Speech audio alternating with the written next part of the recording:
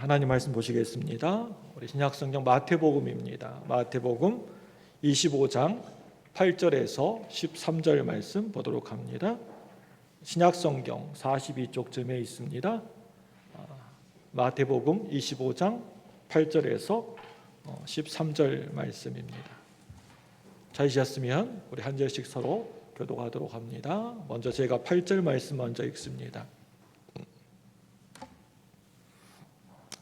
미련한 자들이 슬기에 있는 자들에게 이르되 우리 등불이 꺼져가니 너희 기름을 좀 나눠 달라 하거늘 슬기 있는 자들이 대답하여 이르되 우리와 너희가 쓰기에 다 부족할까 하노니 차라리 파는 자들에게 가서 너희 쓸 것을 사라 하니 그들이 사러 간 사이에 신랑이 오므로 준비하였던 자들은 함께 혼인잔치에 들어가고 문은 닫힌지라.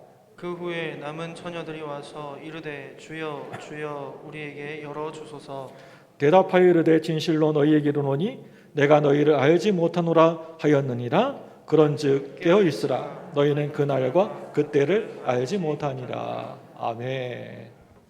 우리 옆에 분과 함께 일주일 만에 오래간만에 만났는데 우리 반갑게 인사하겠습니다. 네, 예수님 안에서 사랑합니다.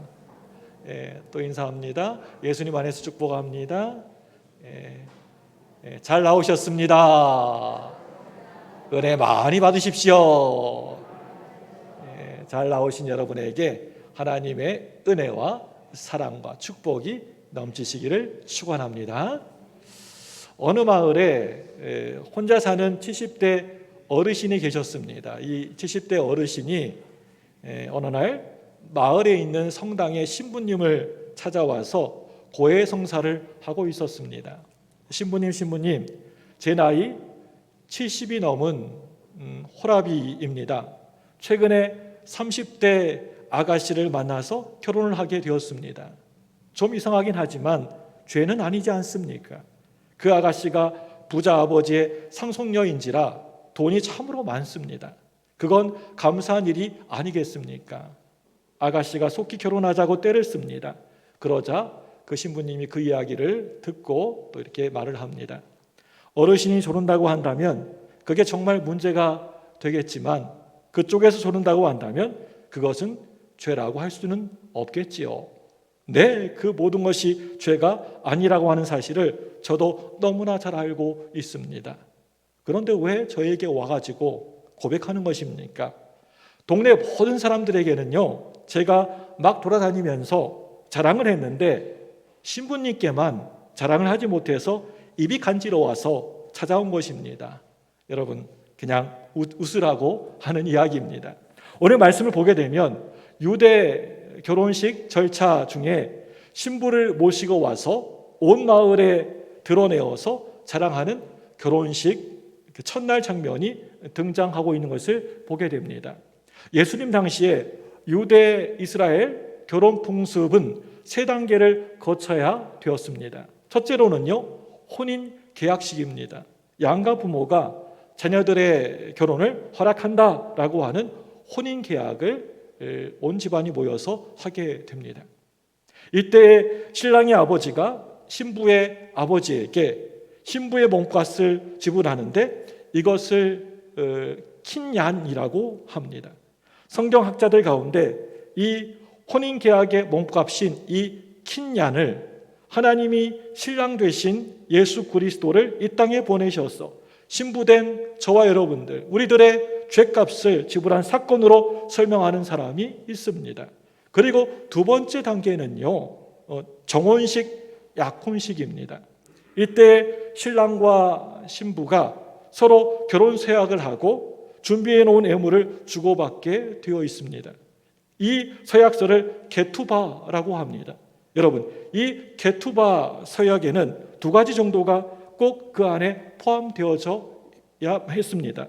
평생 동안 신부에게 살 집과 먹을 수 있는 음식, 또 옷을 제공하겠다라고 하는 약속의 모습이라고 할 수가 있습니다. 이 두 사람이 서로 밤의 잠자리를 제공하겠다라고 하는 약속입니다.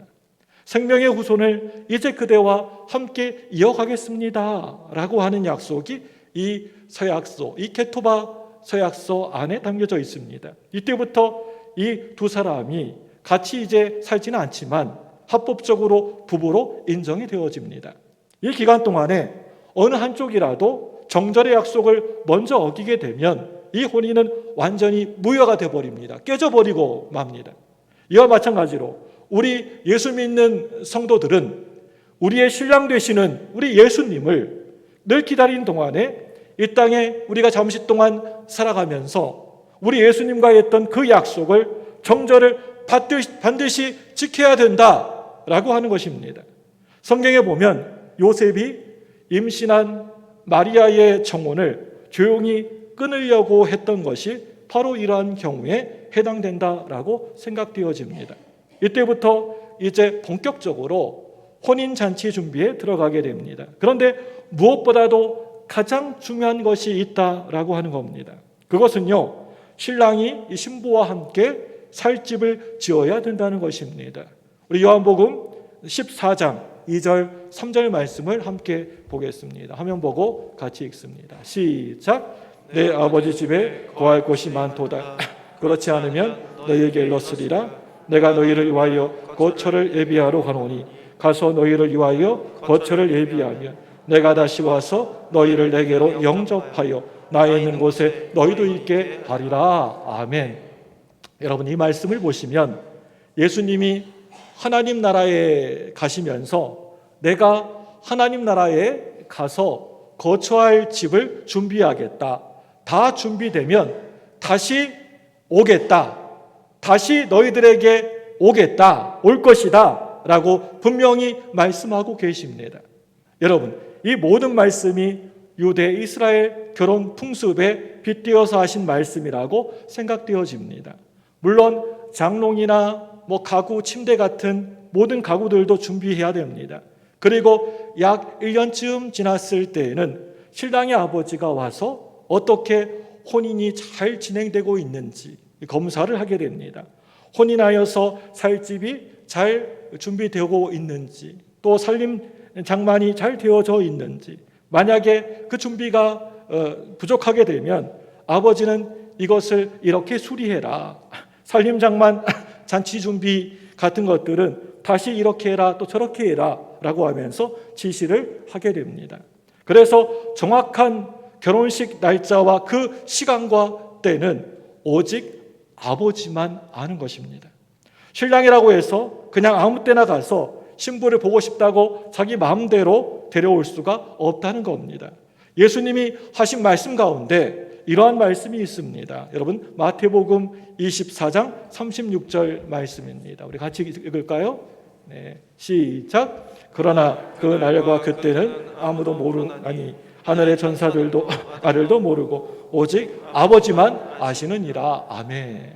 드디어 아버지의 허락이 떨어지게 되면, 결혼해도 좋다 하고 아버지의 허락이 떨어지게 되면 신부를 모셔오는 절차가 진행되어집니다. 신랑이 신부집에 도착하는 일은 아무도 모르게 깜짝쇼로 진행이 되어집니다.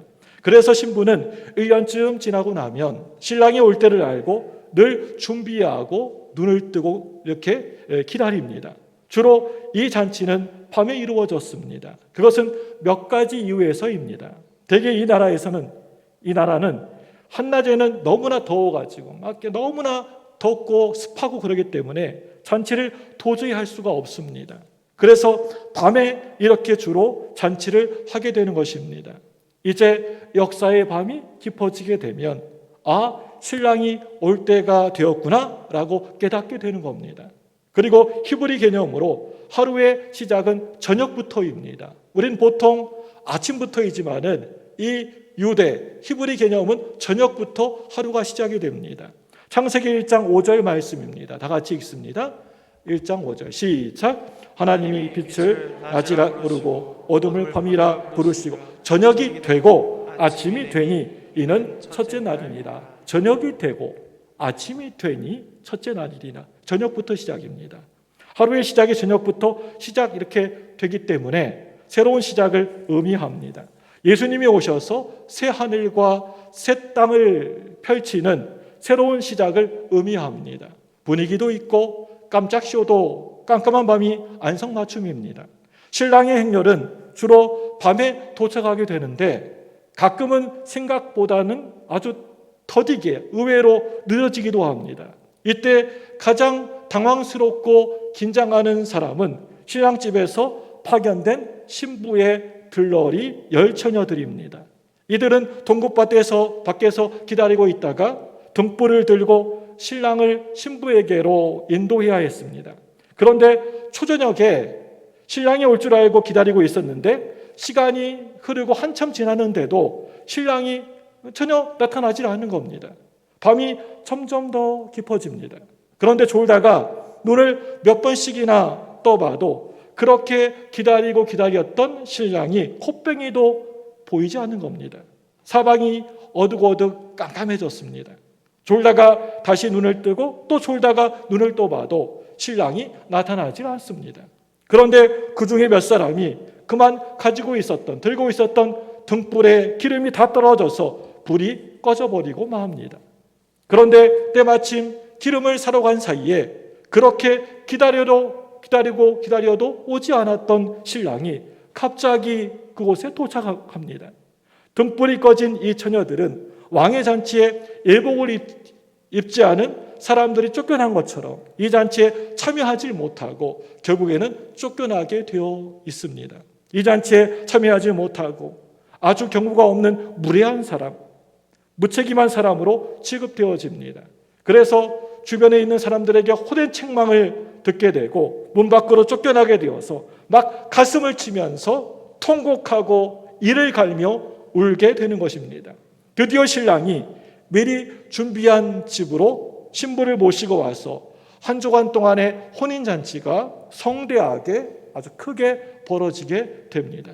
신부가 자기를 단장하고 머무는 집은 무척이나 재미있게 단장되어집니다. 사각으로 준비된 방에 천을 막 치렁치렁 주렁주렁 늘어뜨립니다. 사람들이 이 방에 들락달락 거릴 수는 있지만 신부의 얼굴은 절대 그 누구도 볼 수가 없습니다. 신부 대기실에 있는 신부는 그 누구도 어떤 사람도 그 얼굴 볼 수가 없습니다. 여러분, 이러한 모습이 점점 커져서 광야 이스라엘 백성들의 장막이 된 것이고 또 훗날에 그게 성막이 된 것입니다. 그게 점점 더 발전하게 되어서 또 발달하여서 나중에 솔로몬의 성전이 된 것입니다. 그렇다면 오늘 말씀에 나오는 이 신부 대기실은 무엇을 상징하는 것입니까? 여기에서 이 신부 대기실은 오늘날의 이 교회를 말하고 있는 것입니다.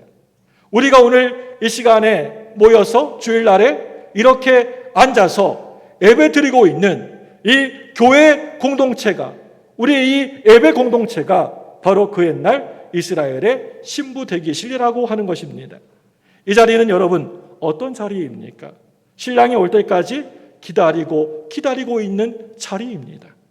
아주 아름답게 예쁘게 잘 단장하고 있으면서 인내를 가지고 끝까지 그 오실 신랑을 기다려야 되는 것입니다. 자신을 잘 다듬어야 하는 자리가 바로 이 자리입니다. 그렇게 그냥 아무렇게나 준비도 하지 않고 있으면 안 됩니다.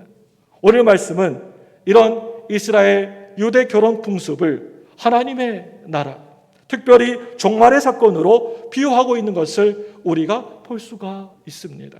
신랑 되신 우리 예수님은 반드시 오신다. 우리 심판하시러 반드시 오신다. 양과 염소, 알곡과 가라지, 오른편과 왼편을 가르치기 위해서 반드시 오신다. 그분은 언제든지 당장이라도 오실 수 있으시지만 우리들의 생각에는 너무나 늦게 오신다. 너무 더디게 오신다라고 그렇게 느껴질 수도 있습니다. 그렇기 때문에 우리는 그분이 우리 예수님이 언제 어느 때 오시든지 늘 깨어서 있어야 된다라고 하는 것입니다. 저와 여러분들도 늘 영적으로 졸지 말고 깨어 있으시기를 바랍니다. 오늘날의 교회의 신부 대기실이라고 할 수 있는 이 교회, 우리 교회에서 우리의 믿음을 잘 가꾸고 신랑 되신 우리 예수님을 기다리고 있어야 된다라고 하는 것입니다. 언제 어느 때 갑자기 오실지 그 누구도 어떤 사람도 아무도 모릅니다.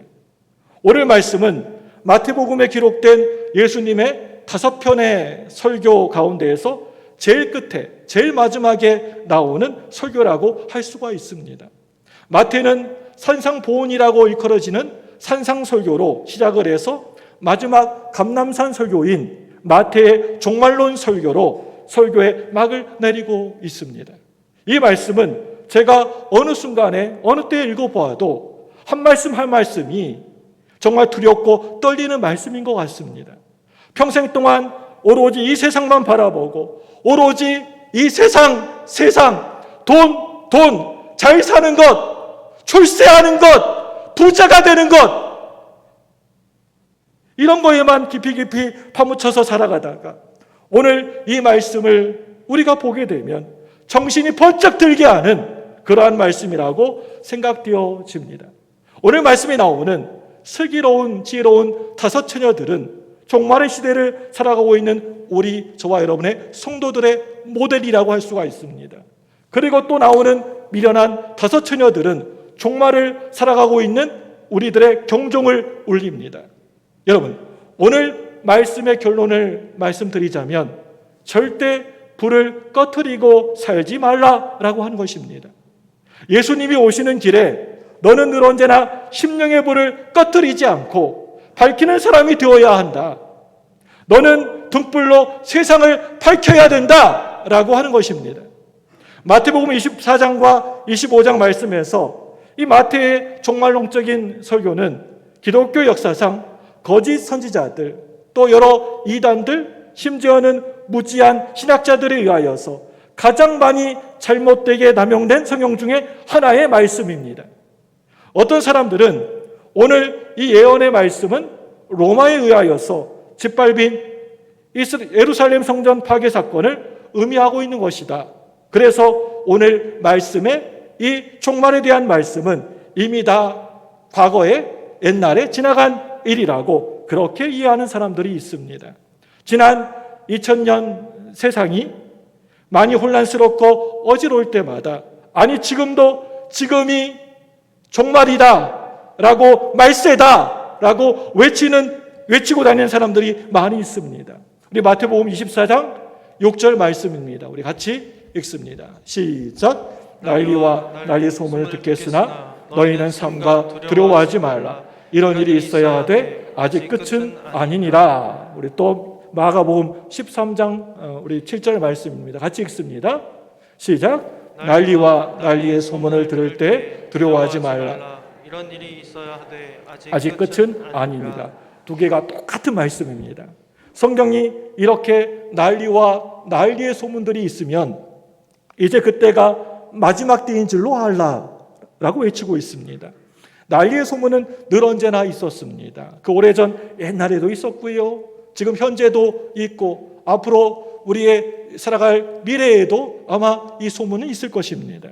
그런데 난리의 소문이 지구촌 한편에서 일어났는데 온 지구에 소문이 한순간에 나는 것이 요즘에 있는 일들입니다.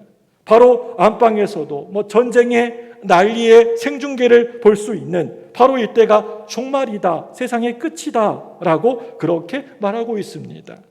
곧 있으면 예수님이 다시 이 땅에 재림하시고 지구가 멸망한다 라고 하는 시한부 종말론자들이 논리적인 근거로 오늘 우리가 읽었던 이 마태복음의 이 종말론을 많이 인용하기도 합니다.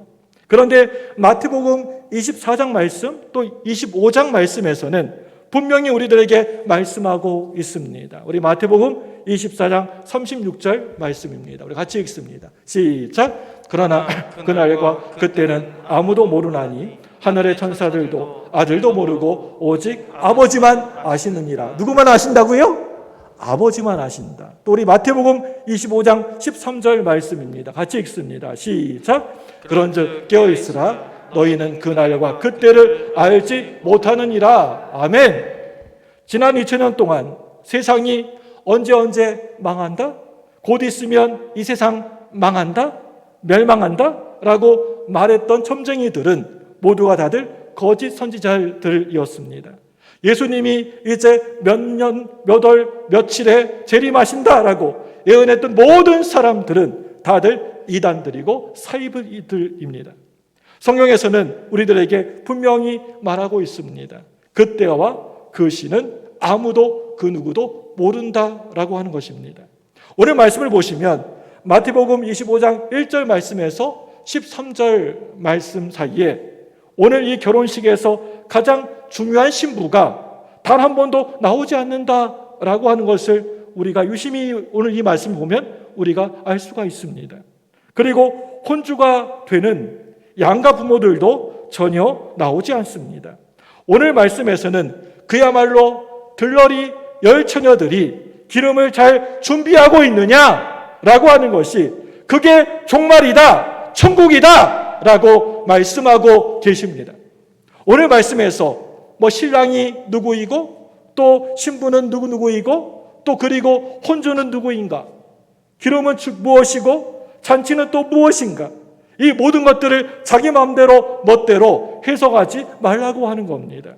오늘 이 말씀은 절대 사람이 해석하는 일이 아니라고 하는 것입니다. 여러분, 오늘 이 말씀을 여러분 잘 읽어보시면 우리에게 보여주려고 하는 분명한 메시지가 있다는 겁니다.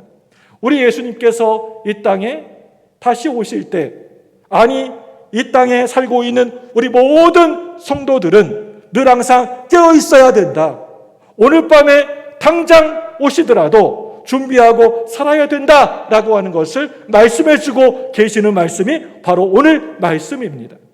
여기에 나오는 이 처녀들은 준비할 게 얼마나 많았겠습니까? 머리, 얼굴, 몸치장, 단장에 얼마나 신경이 쓸 것이 많이 있었겠습니까? 그런데 오늘 말씀은 신랑이 오기 전에 이런 것들을 너희들이 철저하게 잘 준비해야 되고 치장하고 단장하고 있어라 라고 하는 그런 말씀이 결코 아니라고 하는 것입니다. 쓸데없는 것에 관심이 많은 처녀들에게 하는 고문이 있다고 합니다. 방에 이 처녀들을 모셔다 놓고 세상에서 가장 아름답고 멋진 드레스 100벌을 그 안에 방에 집어넣어 줍니다. 그리고 또 최고급 화장품 세트 100세트를 넣어줍니다. 그리고는 그 방에 거울을 안 넣어준다고 합니다. 그러면 입어보고 치장하다가 궁금하다가 완전 말라가지고 죽는다고 합니다. 여러분, 이 시간 제가 여러분들 각자에게 질문합니다. 여러분들은 우리의 신랑 되시는 예수님을 맞을 준비가 확실히 되어 있습니까? 당장 우리 주님께서, 예수님께서 오신다고 하도 여러분 기쁨으로 우리 예수님을 맞을 준비가 확실히 되어 있으십니까? 제 생각에는 우리가 감격하고 찬양하고 막 부르짖어서 간절히 하나님께 기도하고 말씀에 흠뻑 젖어 있는 바로 이 시간에 짠 하고 우리 예수님이 오신다고 한다면 여러분 얼마나 좋겠습니까? 내가 찬송 부르다가 또 예배드리다가 막 주여 믿습니다고 기도하다가 예수님이 오신다면 얼마나 감격스럽게 기쁘게 맞이하겠습니까? 그런데 예수님이 오시더라도 꼭 날씨가 별로 안 좋은 날에 비가 오거나 바람 불고 막 눈이 오는 날에 오신다라고 하는 것이 그게 문제입니다. 마음이 너무나 정결해지고 깨끗해진 지금 우리가 드리고 있는 이 예배 시간에 주님이 오신다고 한다면, 우리가 막 울고불고 하면서 막 기도하는 시간에 오신다고 한다면 여러분 이 얼마나 너무나 좋겠습니까? 그런데 꼭 집에서 막 무슨 일 때문에 부부지간에 싸움을 하고 있을 때 그때 오십니다. 원수에게 상처받아가지고 막 화내고 막 분노하면서 욕하고 있는데 꼭 그럴 때 그때 그런 시간에 오십니다. 회사에서 사기장부 만드는 시간에 그때 오십니다. 뭔가 죄를 짓고 이상한 짓거리하고 있을 때 오십니다. 그날따라 찬양대 빠지고 주일학교 교사 빠지고 예배도 안 드리고 하나님이 지으신 푸른 초장 쉴 만한 물가에서 나이스 샷 할 때 하얀 공을 타고 내려오십니다. 이러한 상황을 오늘 말씀에서는 딱 한마디로 이렇게 표현하고 있는 것을 보게 됩니다. 우리 마태복음 25장 5절, 6절 말씀입니다. 우리 같이 읽습니다. 5절, 6절 시작. 신랑이 더디옴으로 다 졸며 잘세. 밤중에 소리가 나되 보라 신랑이로다. 맞으러 나오라. 아멘. 아멘. 여러분, 여기에 우리 학생들도 많이 있지만 대학에 붙고 떨어지는 것이 뭐 점수 1점 차이로 붙기도 하고 또 떨어지기도 하지 않습니까? 오늘 말씀이 바로 그런 이야기를 지금 하고 있는 것입니다. 많이 억울할 것입니다. 이 사람 입장에서는 너무나 억울할 것입니다. 변명하고도 싶었을 것입니다. 핑계도 대고 싶었을 것입니다. 예수님, 예수님, 제발 문 좀 열어주세요. 저 정말 억울해요. 이러시면 안 되는 거 아니에요? 저 억울해요. 문 좀 열어주세요. 여러분, 그런 이야기가 아닙니까? 스펄전 목사님의 말년 설교에 보면 참으로 재미있는 이야기가 나옵니다. 봉사할 손에 게으른 사람, 신앙생활하는 것이 게으른 사람, 하나님 앞에 드릴 헌금 주머니가 게으른 사람은 참으로 신기하게도 그 입이 부지런하더라. 신앙생활하는 것에 게으르다라고 입까지 게으르지는 않더라. 여러분, 이 말이 여러분 무슨 말입니까? 이 말은요, 이런저런 핑계거리가 많으면 문제가 있다라고 하는 것입니다. 오늘 말씀이 말하고 있는 열 처녀들이 준비해야 될 기름이 무엇일까요? 그런데 성경을 읽다가 기름이라고 하는 말만 나오면 이 기름이라고 하는 말을 성령이라고 해석하는 사람들이 있습니다. 불만 좀 번쩍번쩍거리면 성령이 오셨구나 라고 생각하는 사람들이 있습니다. 그런데 그렇게 되면 몇 가지의 문제가 생기게 됩니다. 무슨 문제입니까? 시간이 지나면 닳아서 없어져 버리는 불의 연기가 성령이 될 수는 없습니다. 한번 내게 임하시면 세상 끝날까지 나와 함께 하시는 게 그게 바로 성령님이십니다. 그것이 성령님이든 믿음이든지 행함이든지 우리가 우리 예수님을 맞이하는데 정말 반드시 필요한 모든 것을 다 총괄하는 것이 여기에 나오는 기름이라고 할 수가 있습니다. 저는 오늘 말씀을 가만히 읽어보면서 한 가지의 의문점이 생기게 되었습니다.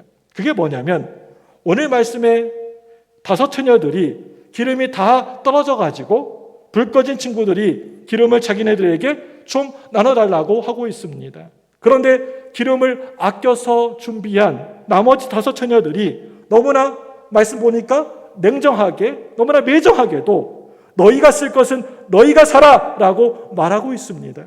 우리 마태복음 25장 9절 말씀입니다. 같이 읽습니다. 시작. 슬기 있는 자들이 대답하여 이르되 너희와 너희가 쓰기에 다 부족할까 하노니 차라리 파는 자들에게 가서 너희 쓸 것을 사라 하니 너희 쓸 것을 사라 이렇게 얘기합니다. 결국에는 잔치집에서 기름을 준비하지 못하여서 빌리지 못하여서 이 처녀들 쫓겨나게 됩니다. 그런데 천국이 이렇게 냉정하고 매정한 것인가? 천국은 이렇게 피도 눈물도 없이 잔인한 것인가? 라고 하는 그런 의구심이 제 마음속에 이 말씀을 읽다가 생기게 되었습니다. 그런데 오늘 이 말씀이 말씀하고 있는 정말 중요한 진리가 한 가지 있다는 것입니다. 그것은요, 천국 기름은 다른 사람에게 빌려줄 게 아니다. 그리고 빌려 쓸 수 있는 게 절대 아니다라고 하는 것입니다. 천국 티켓 한 장으로 2명이서 가고 또 3명이서 갈 수 있는 게 아니다라고 하는 것입니다. 내 구원 내가 이루는 것입니다. 내 믿음 내가 지키고 간직하는 것입니다. 저 천국에 갈 때 아내의, 자식의, 부모의 치맛자리를, 바지가랑이를 잡고 갈 수 있는 것이 절대 결코 아니라고 하는 것입니다. 아무리 붙잡으려고 해도 잡을 수가 없습니다. 내 천국 티켓은 내가 준비해야 되는 것입니다. 이 땅에 우리가 살아가면서 70년, 80년, 100년 이렇게 살아가면서 내가 착실하게 잘 신앙 준비, 믿음 준비를 해야 되는 것입니다. 어느 집사님 댁에 어떤 한 전도자가 노크를 했습니다. 똑똑똑똑. 그러면서 이렇게 얘기했습니다. 이 집에 예수님 계십니까? 네, 우리 집은 우리 부부가 다 예수 믿는 집입니다. 아니, 이 집에 예수님이 계십니까? 아참, 그것도 광주부흥교회 집사 권사집이라니까요. 그런데 또 질문을 합니다. 똑똑똑. 이 집에 예수님이 정말 계십니까? 우리 부부는 모태신앙이요. 모태신앙. 그런데 다시 한번 이 집에 예수님이 계십니까? 그러고는 갔습니다. 이때 여러분, 우리는 이렇게 이야기를 해야 됩니다. 네, 물론 계시지요. 내 안에 계시고 내 아이들 속에 계시고 우리 집에 예수님이 계십니다. 이렇게 얘기해야 됩니다. 자신 있게 못한다면 그것은 기름이 바짝 마른 인생이라 할 수가 있습니다. 오늘 당장 죽어도, 당장 이 세상을 뜨게 되어도 하나님 앞에 설 수 있는 그런 확신이 우리에게 내게 없다고 한다면 오늘 말씀에 나오는 기름을 준비하지 않은 처녀들이라고 하는 것입니다. 여러분, 오늘 말씀을 여러분 가만히 보시면 경고의 말씀이 있고 또 약속의 말씀이 있는 것을 볼 수가 있습니다. 우리 마태복음 25장 10절 말씀입니다. 같이 읽습니다. 시작. 그들이 살아간 사이에 신랑이 오므로 준비하였던 자들은 함께 혼인잔치에 들어가고 문은 닫힌지라. 문은 닫힌지라. 신랑이 온다. 준비한 자는 반드시 혼인잔치에 들어간다. 신랑이 오므로 준비하였던 자들은 함께 혼인잔치에 들어가고 문은 닫힌지라. 그런데 반드시 문 닫힐 날이 반드시 있다. 준비하지 못한 자는 버림을 받게 된다. 예수님이 오시는 그 시간, 그때, 그날까지 우리 성도들은 은혜의 불을 절대로 꺼뜨리면 안 된다.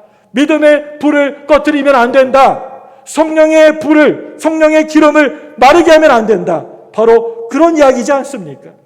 신랑이 더디 오는 것처럼 느껴지고 세상이 깜깜하게 느껴져도 우리는 이 믿음의 불을 절대 끄지 말아야 되는 것입니다. 내 곁에 있는 사람과 함께 손을 붙잡고 신앙의 여정을 우리가 평생 걸어가면서 희망의 등불을 밝히고 살아야 되는 것입니다. 우리 예수 믿는 성도들의 정체성이 과연 무엇입니까? 오늘 말씀처럼 불을 늘 밝히는 사람이 바로 저와 여러분들, 우리 예수 믿는 우리 성도들인 것입니다. 우리 예수님이 오시는 그 앞길에서 복음의 불을 밝히는 사람들이 바로 저와 여러분들인 것입니다. 참으로 좋고 기쁜 소식의 불을 늘 환하게 밝히는 사람입니다.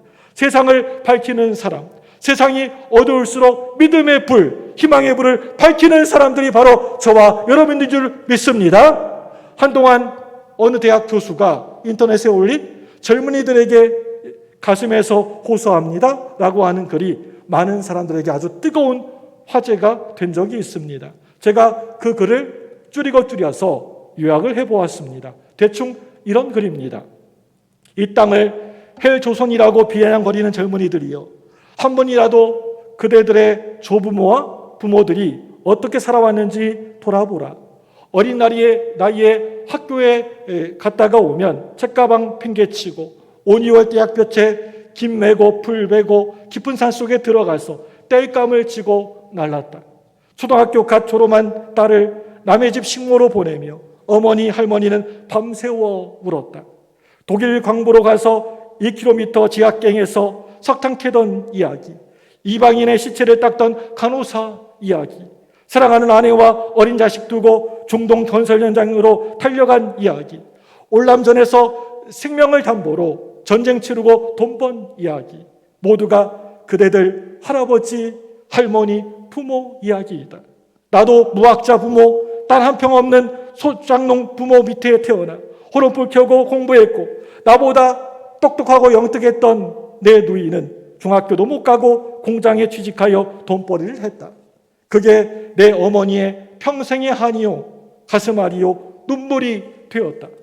원래 인생은 고난의 길이요, 고달픈 길이다. 아무리 암담하고 어두워 보여도 희망을 품어라. 세상이 어두워 보일수록 바로 그대가 희망의 불을 밝혀라. 이런 내용입니다. 대략 이러한 내용의 글이었습니다.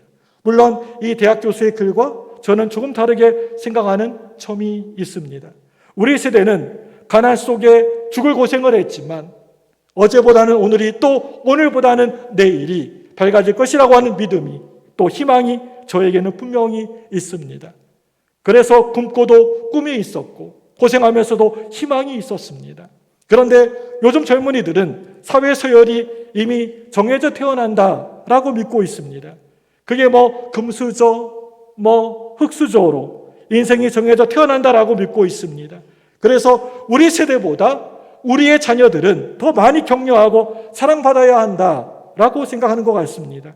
그런데 우리 젊은 사람들에게 이 시간 제가 정말 꼭 하고 싶은 말이 있습니다. 세상이 반드시 그렇게 불공평한 것만은 아니라고 하는 것입니다. 힘쓰고 애쓰는 사람을 짓밟기만 하는 세상이 아니라고 하는 것입니다. 하나님의 자녀들인 저와 여러분들이 바로 어두운 이 시대에 희망의 불을 밝혀야 될 사람들입니다. 내가 마지막 때에 믿음을 보겠느냐? 내가 마지막 때에 믿음을 보겠느냐? 바로 여러분들이 어두운 이 세상에 희망의 불을 밝혀야 하느니라. 복음의 불을 밝혀야 하느니라. 모든 희망의 끈이 떨어져 나갈 때, 누구도 믿을 수 없는 이때 믿음의 불을 환히 밝혀야 되느니라. 사랑하는 여러분들, 오늘 밤에 천군 천사들의 함성과 함께 신랑이 오신다! 신랑이 오신다! 만약에 예수님이 오신다면 여러분들은 등불을 들고 맞이할 준비가 되어 있으십니까? 이 시간에 합심해서 기도하기 원합니다. 이 시간에 여러분 두 손을 번쩍 드시고